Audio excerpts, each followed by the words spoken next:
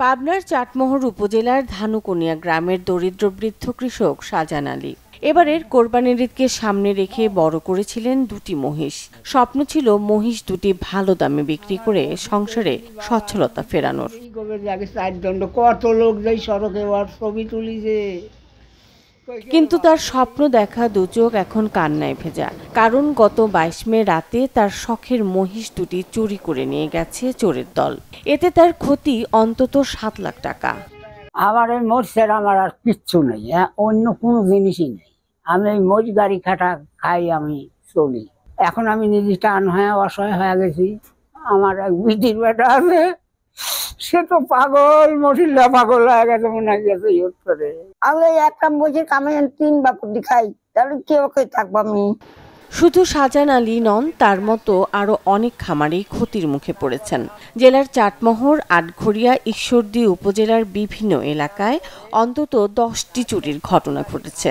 এসব ঘটনায় প্রায় 20টি গরু মহিষ চুরি হয়েছে। কোরবানির ঈদকে সামনে রেখে গবাদি পশু চুরির হিড়িক পড়েছে। বৃহস্পতিবারে রাত্রে লিয়াসি বাঁধিছি, বাঁধার পর সকালবেলার মোষ নাই। রাত একটা সময় দেখেছি লাইট মারি খাচ্ছে গরু। এখন আমার সকালে উঠে আমি গরু দরজা খোলা, গরু নাই। গাড়ি চুটানোর পর আমি টের পাইছি ডাকের পাশ আমি যাতি, তো টাক ছেড়ে চলে গেছে। এসব চুরির ঘটনায় থানায় অভিযোগ দিয়েছেন ক্ষতিগ্রস্ত খামারিরা। তবে এখনো পর্যন্ত চুরি হওয়া কোনো গরু মহিষ উদ্ধার করতে পারেনি পুলিশ। এই চুরি প্রতিরোধে ব্যবস্থা নেওয়ার আশ্বাস দিলেন উপজেলা প্রশাসনের এই কর্মকর্তা। রাজনৈতিক ব্যক্তিবর্গ, সুধীজন সকলকে আমরা কালকে মিটিং এ আমন্ত্রণ জানিয়েছি।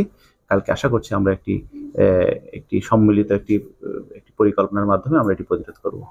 গবাদি পশু চুরি প্রতিরোধে রাতে পুলিশের টহল জোরদার, গুরুত্বপূর্ণ পয়েন্টে চেকপোস্ট স্থাপন এবং এলাকা ভিত্তিক রাত জেগে পাহারার ব্যবস্থা গ্রহণের পরামর্শ সচেতন মহলের।